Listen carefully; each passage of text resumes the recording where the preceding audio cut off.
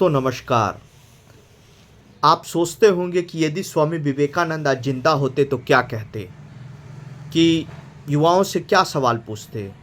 वो पूछते और कहते कि तुम क्या खुद में विश्वास रखते हो, और वो कहते कि तुम वर्तमान हो और तुम ही भविष्य हो। और वो ये कहते कि युवा केवल एक विचार नहीं है, ये एक राष्ट्र की शक्ति है।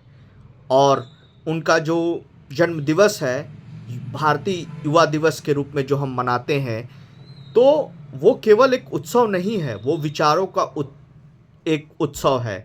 और यह चीज़ हमेशा याद दिलाती कि आपको निर्भय कैसे बनाया जाए।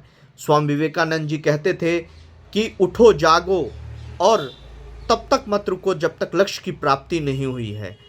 तो युवा पूछते कि लक्ष्य क्या है, आखिर नौकरी, पद, पदवी, प्रसिद्धि। तो स्वामी विवेकानंद कहते कि लक्ष्य वो है जो आपको अंदर से मजबूत बनाए।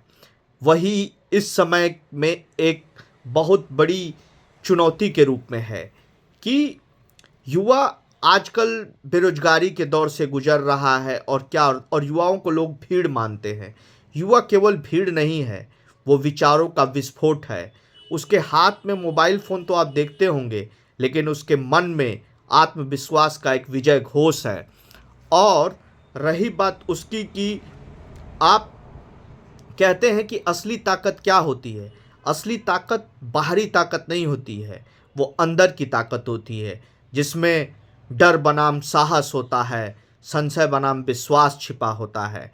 और ये सारी चीज़ें ही एक राष्ट्र को मजबूत बना सकती हैं। क्योंकि कोई राष्ट्र शारीरिक रूप से भले ही या तकनीकी से लैस हो, लेकिन यदि उसमें आत्मविश्वास की कमी है तो उसका पतन एक न एक दिन हमेशा होगा। लेकिन हमारे राष्ट्र में एक जो हमारी सभ्यता और संस्कृति है, जो हमें आत्मविश्वास से भर देगी, और यही चीज़ भारत को महान बनाएगी।